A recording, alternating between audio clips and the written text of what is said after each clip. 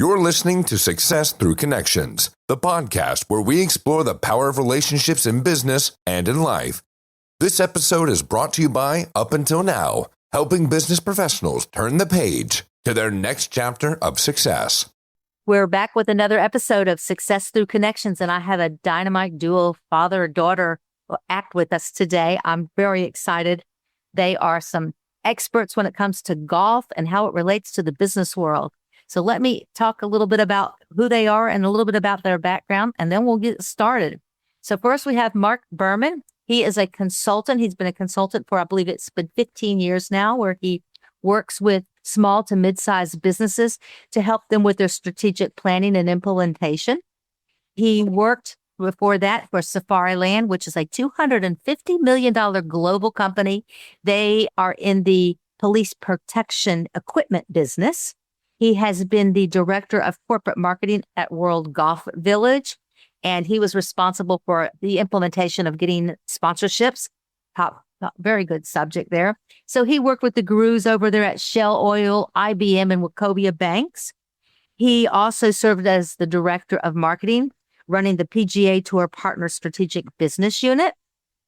And he has owned a franchise in the in the Tallahassee area for a number of years, where he launched the PXG Women's Match Play Championship. Actually, he did that in Jacksonville. So I got that a little messed up. Yeah, he had Garage Tech was in Tallahassee. Right. I'll get it right. Yeah. Also in Jacksonville. That's right. And he was the top franchise owner of the year for 2 years in a row. That's pretty cool achievement. And then he started this PXG Women's Match Play Championship, the first professional women's golf tournament in nearly 50 years in the area.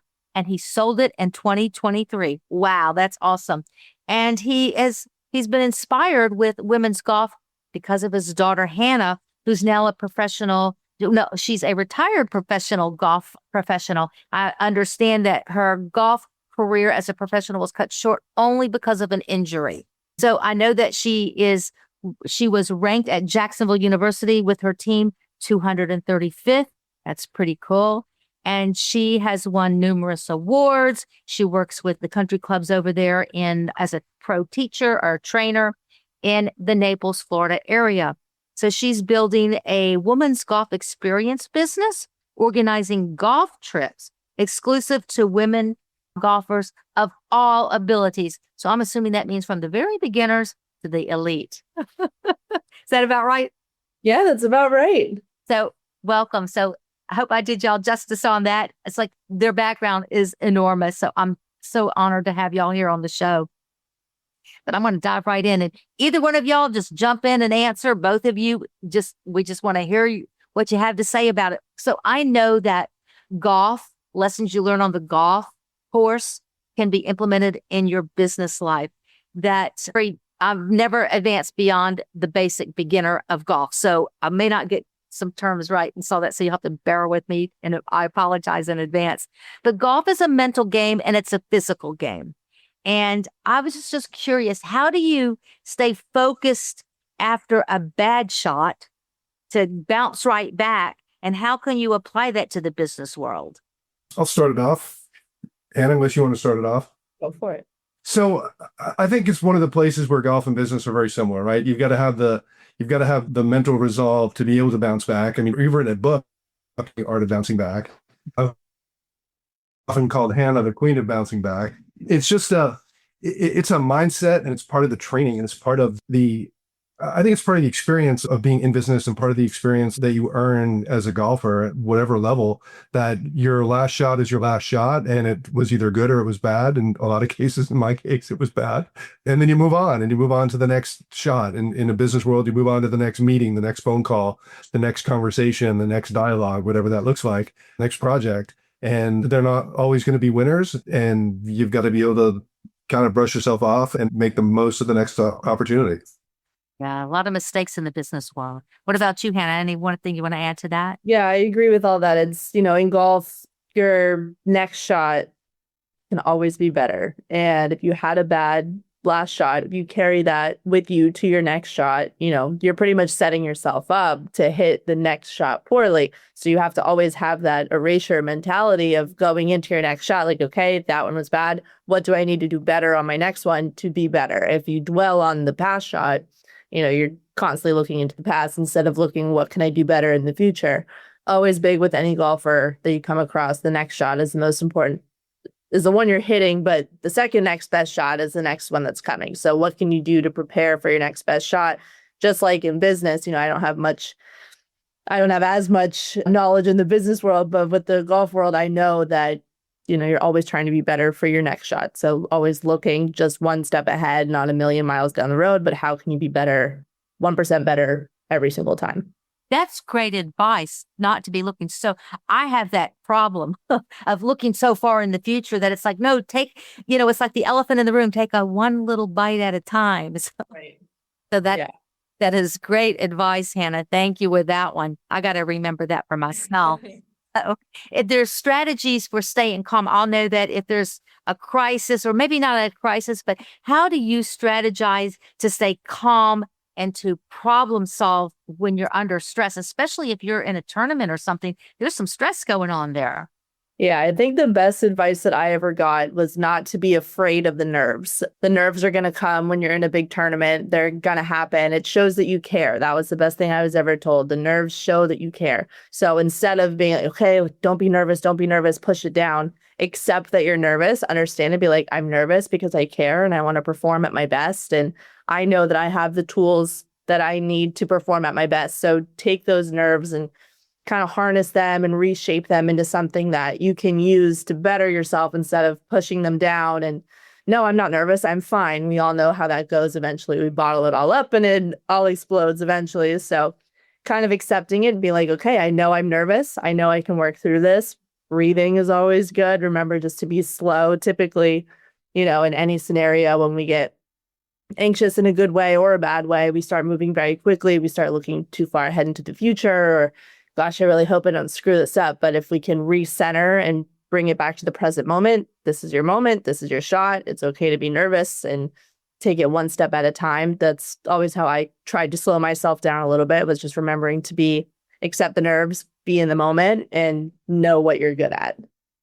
And I think the way that translates into the business world is very similarly, whether you're giving a presentation, whether you're giving a speech, whether you're going on an interview, whether you're on a podcast, whatever it might be, it's the same lessons that apply. It's not to look too far down the road, not to be, scared of your audience, to embrace the moment and realize that, yep, you're going to be nervous and everybody in this position would be nervous. And it's kind of own those nerves and help them motivate you and hope they make you better. It reminds me of when I watch on occasion the television shows where they're like the American Idol and those types of singing ones, and they get on the stage and they're so nervous, and it's like, take a breath. Right. Take a breath. I'll go sit on the patio and watch nature. Calms me down. Then I can regroup. Now, if you're in the middle of a golf game, you can't do that, but it's the same. You just move on. You become resilient. So do you have pre-game routines and habits to set you up for success? I know I did. It was, everybody has their own process and their own routine. Like mine was starting putting, moving to chipping, full swing, back to putting, just kind of building up to those bigger swings, taking my time, making sure I get to the range with enough time to warm up. I'm not rushed. I'm not stressed. Everyone's looks a little different from, being very superstitious, like which shoe you put on first, what number golf ball you might use. I don't think those are bad things. I think whatever you can do to make yourself comfortable, like I'll only play with golf ball numbers 2 and 3, but I will always start with the 3. And if I have to, I'll move down to a 2. But everybody has their own little comfort things. But the routine is also what can really bring you back into that present moment, going through your pre-shot routine, knowing that you have these routines in place to keep you centered, keep you focused. When you start to spiral, the one thing you can always come back to is your routine. How in my process can I be to stay focused, to stay on task? Because then it makes you centered on one thing instead of your brain wandering into a million other directions of the what ifs. If you can stay in your process and think about what you need to be doing, it keeps you really centered. Are you missing out on connections that could change everything? The ultimate networking playbook from Up Until Now is your secret weapon. packed with proven scripts, expert tips, and the must-dos and don'ts for today's modern networker. Whether you're showing up in person or online, this course helps you stand out, get remembered, and make connections that count. Don't let another opportunity pass you by. Relationships aren't built by accident. Tap the show notes now for instant access to the playbook and start building smarter connections today. And for me, it's similar in business where I keep my processes very simple. When I'm giving a presentation, giving a speech, I try to not overdo it. I try to not over practice and over rehearse because I'm better when I'm speaking off the cuff with a little bit of guidance, right? So I'll have bullet points in front of me and I'll speak to the bullet points. And prior to a presentation, prior to an interview, prior to a meeting, I'll take some deep breaths. I'll review some notes. I'll do a little homework on the people in the room. And that process helps me ground myself from the standpoint of both nerves and preparation. And I think it's all about preparation, right? I think that's great advice as well. I know that for me, I have a couple of different businesses and it would just get so confusing that I finally figured out how to organize it. On Mondays, I'm only going to concentrate on this company. On Tuesdays, this. On Wednesdays, that. And then I left Thursdays and Fridays. Okay, this is catch up. If you miss something for one of the companies, Monday through Wednesday, Thursdays and Fridays is catch-up day. Yeah, it's funny. I do the same thing. Monday is my St. John food service company day, right? Because I have multiple clients. Tuesday is my Alhambra theater day. Wednesday is kind of my self day where I'm doing my self-care and doing my preparation for whatever might hit on Thursday and Friday, because those seem to be the days that things hit. So I do the same thing and sort of isolate days per client. And self-care is so important. You mentioned that. It's like, I know that me personally, I've neglected it. It's like, I just worked 7 days a week. And that's when it was like, wait a minute, the end of my days, I don't want it to be all she did was work. So I'm doing everything I can to take Saturdays and Sundays, no work. Now, I did get a call from one of my staff members who is overseas on a Saturday morning. He goes, can we have a quick meeting? I go, yeah, which was a 2-hour meeting, but that was okay because after that meeting, I was done for the day. Yeah. But you have to accept that, right? You have to accept that things on the golf course don't always go your way. There's always going to be a hiccup. You're always going to need to be creative and have a solution, just like you are in the business world. Yeah. Right? There's always a hiccup. You know, one of the things that we say a lot in the golf world and in the business world is control your controllables. And as long as you're focused on those things, the other things that happen along the way are going to happen. You know they're going to happen. You don't know what they are. But as long as you can take those 2, 3, 4, 5 things that are within your domain and you can control them, then you're going to be in a better shape when the surprises happen. And that brings me to, how do you anticipate potential issues and make adjustments on the golf course? Yeah, adjusting for things that happen on the golf course is always going to be a challenge. Like wind might be a factor. You might get a pop-up rainstorm. You might get a wind that's blowing a different way, or, you know, there's a million things that can happen out there with the elements. But I think your training always comes back to doing what you know, like my dad said, controlling your controllables. You know, we're trained to play in the wind. We're trained to play in the rain. Know that you can do it instead of saying, oh, God, it's raining, or the wind is blowing in a different direction. I'm lost. You're not lost. You have all the tools that you need. You just have to remember how to use them. So any element, instead of facing it with, oh, God, why do I have to deal with this? It's okay. I get to deal with this, and I get to use all of my knowledge to face a new challenge and grow and be better from it. That's true. You wanted to add to that, Mark? No, I agree with that. I think that, again, like I said, there's always going to be a surprise and you don't know what it is. It's why they call it a surprise. So as long as you're prepared and know what you're supposed to do, then whenever you're faced with that surprise, you're going to be able to control it a little bit better. And I hate surprises. I used to. I'm not good with surprises. It's like, yeah, in business and life, I'm always like, do you want a surprise? Like, no. No, I never. don't want a surprise. Yeah, I think I'm one of those rare people that don't mind it and that actually thrive in a little bit of chaos and change. I actually like change. So, and I think it's what makes me a good consultant is things are constantly changing, right? Like every hat I wear, right? You as well. Every hat I wear is a different change, right? So you've got to be kind of prepared for all of that. Yeah, if you can't adjust to change, you're in trouble. So, Right. yeah, because the world is changing every day. I mean, we were talking about it before, how computer software programs, it's working great today, and they decide they're going to change it somehow just so that you're going to be annoyed. Right. Right. Never fails. So how do you balance taking risks? Because I'm assuming you have to take a risk sometimes on that golf course, and playing it safe. How do you balance that? And what's your decision-making process along those lines? It's a really good question. I think a lot of it comes down to knowing where you are on the golf course and where you might be on the leaderboard. If you're trying to make a cut, maybe there's reason to say maybe you take that risk. If you're on the cut, maybe you go for a little bit of a riskier shot where if the reward could be big enough, and you make the cut that week, maybe it's worth it. Some people might take the opposite approach of, I'm right on that cut line. If I play it safe, if I play it steady, I'm going to be fine. I will take my medicine. I think that's very player dependent too. Like a more aggressive player is going to have a more aggressive line, and a safer player is going to have a safer line, but that's knowing your skills and your boundaries. But there's a ton of times when you have to think about the risk reward on the golf course, and you might not, you have a shot clock in golf, but you've got the time walking up to your next shot to think about your risks and rewards. But once you get to your golf ball, you have to be ready and confident in your decision. This is the decision that you made. Go into it 110%. If it didn't work out, you gave it 110%. And if it did work out, you gave it 110%.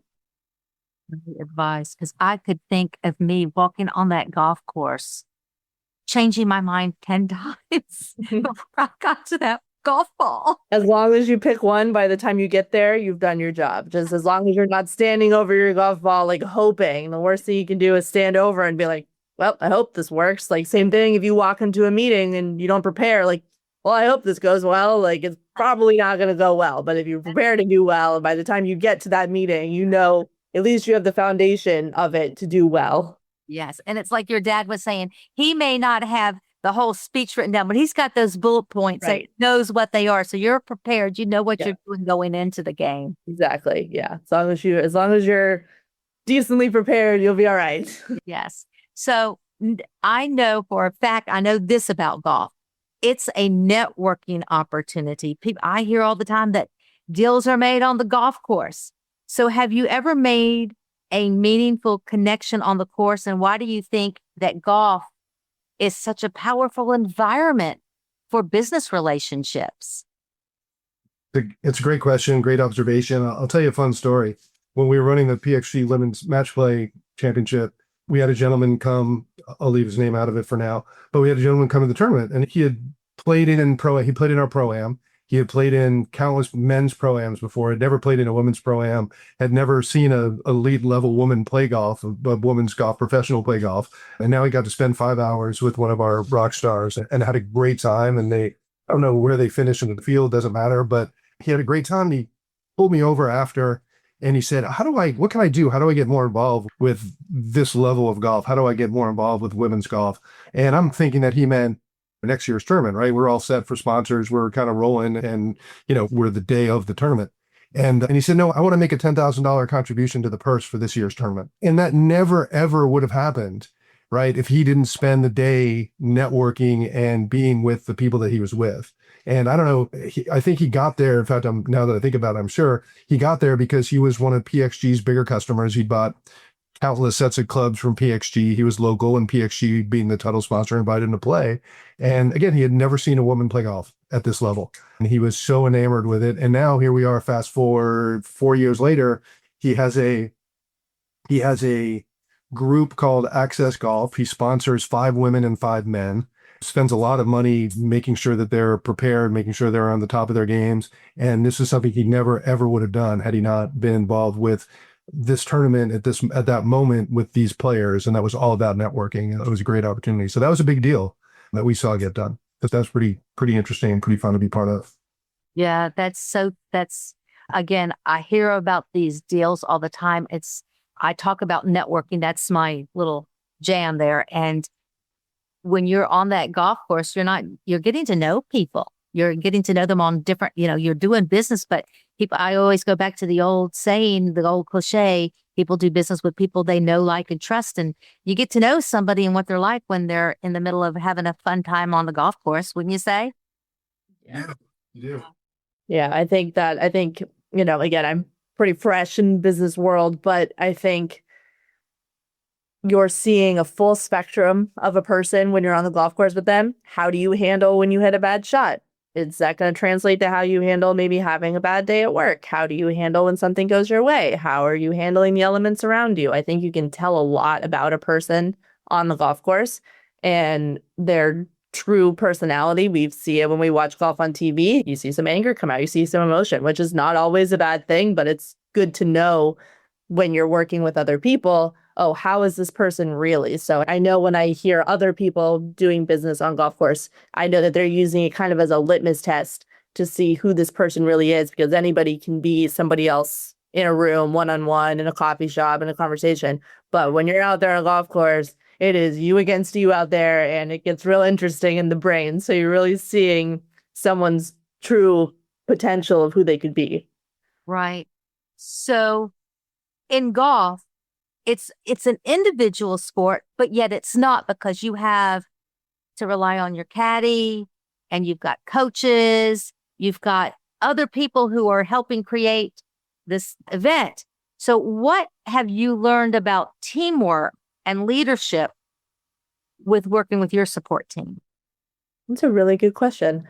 Golf is a pretty solitary sport, so it's interesting because you do have a whole team of invisible people behind you that you know about, but not everybody else does about. You've got your nutritionist and your trainer and your swing coach and your mental coach and PT and God knows what else everybody has now, but it's everybody is working in the same direction. They all want you to perform your best, to be your best, to do your best. And then you can have all the tools behind you.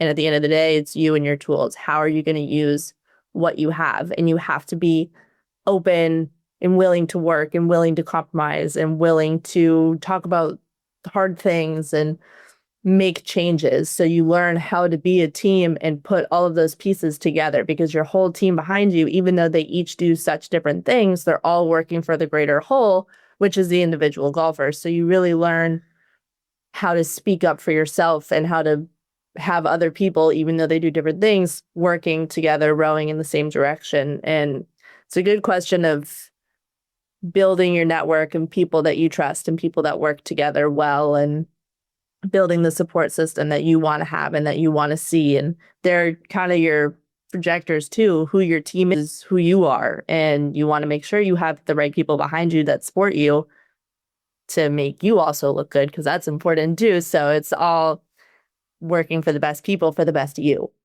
And I think you're dead on, Hannah. And I think you can take the exact same mentality into the boardroom, right? You've got your managers, you've got your bosses, you've got your underlings, you've got, all the people that work around you and with you that are all hopefully rowing in the same direction toward the same end, which is making a successful, whatever it is you're doing, whatever it is your business is, right? To make a successful firm. So I think the collaboration effort that goes hand in hand with being a golfer at this level and being a business person at this level is very similar, right? You've got to learn to work with others. You've got to learn how to use, how to filter out the advice of other people on how to accept, good advice and bad advice, right? And you got to be able to accept coaching and be able to, really look at coaching. And I think it's one of the things that makes a golfer and makes a good manager good at what they do is being able to collaborate and being able to kind of wade through the thick of all the things that are coming at you, whatever those factors are, whatever that data is, be able to process that data and then put your best foot forward using that data. So I think they're very similar, being a manager, of a business person, and being a golfer. It reminds me of a recent team meeting I had with my strategist and my podcast manager. We were in a meeting and we were batting some ideas and information around with some different strategies. And it came down to my podcast manager says, Zelda, well, you're the leader. I'm like, yeah, but I rely on you guys to help give me the information so that I can do my best to make a good decision. So it's like you count on them to have your back. Like you were saying, Hannah, you want good people. Yeah. Right. And sometimes you have to know that you've made the wrong decision with the people and you got to get rid of them pretty quick. Yeah, absolutely right. What do they say? Hire slow, fire fast. Right. That's exactly right. So even the best golfers are constantly, y'all are refining your game. So how do you approach continuous improvement so that you advance your level?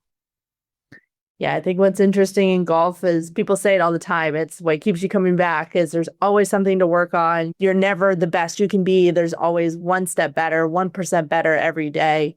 There's like this innate drive in you. Like you feel when you have that feeling of hitting a really good shot, it's you chase it and you want to do it again. And what can I do?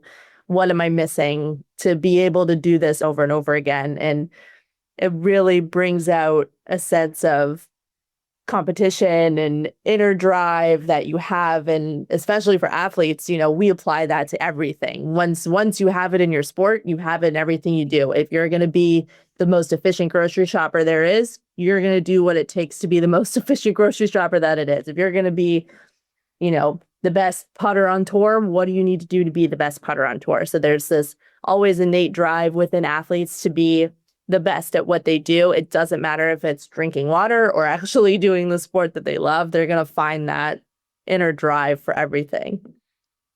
So it's kind of like I was going to ask you, one of my final questions was really, what can professionals learn about finding joy in their work? That's a great one. I think there's so many things, right? Like you've got to find work that you like, first of all, right? Just like, golfers play golf because they enjoy the sport, because they enjoy the chase, they enjoy the competition, like Hannah said.